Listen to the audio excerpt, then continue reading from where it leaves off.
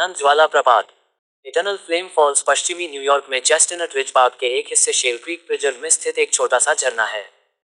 झरने के आधार पर एक छोटा कुटी प्राकृतिक गैस उत्सर्जित करता है जिसे जलाकर एक छोटी लौ पैदा की जा सकती है। ये लौ लगभग पूरे वर्ष दिखाई देती है, हालांकि इसे बुझाया जा सकता है और कभी कभी इसे फिर से जलाना पड़ता है। इटर्नल फ्लेम फॉल्स को ब्रूस केर्शनर की पुस्तक सीक्रेट प्लेसेस और व्हाट्स वियर्ड ऑन अर्थ पुस्तक में चित्रित किया गया था। एक समय इस क्षेत्र में मीडिया का ध्यान एक अस्पष्ट आकर्षण माना जाता था और पहुंच पथ में सुधार के कारण आगंतुकों की संख्या में वृद्धि हुई है। झरने की बढ़ती लोकप्रियता ने कुछ नकारात्मक प्रभावों को जन्म दिया है, जैसे कि कूड़े की बर्बरता, प्रदूषण में वृद्धि और पर्यटकों द्वारा आसपास के इलाके पर प्रभाव। लेकिन डिस्क गोल्फ कोर्स स्थापित करने के लिए पास के जंगली क्षेत्र को खाली करने की योजना के खिलाफ एक सफल सार्वजनिक विरोध को भी बढ़ावा मिला है। 2012 में हालांकि डिस्क गोल्फ कोर्स वन क्षेत्र के माध्यम से ही स्थापित किया गया था।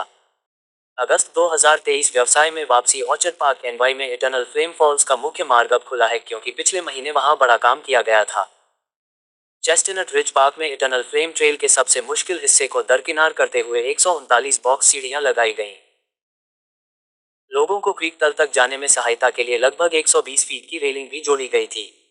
धारा में उतरना एक चुनौतीपूर्ण काम है, अत्यधिक सावधानी बरतने और उचित जूते पहनने की सलाह दी जाती है।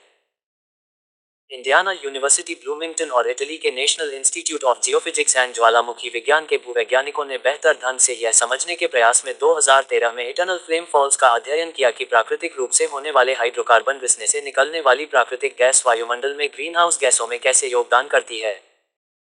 उन्होंने पाया कि इटर्नल फ्लेम फॉल्स में मैक्रोसीप में ईथेन और प्रोपेन की सांद्रता अन्य ज्ञात प्राकृतिक गैस सीपों की तुलना में लगभग 35% अधिक थी, जिसमें आमतौर पर मीथेन का अधिक अनुपात होता है।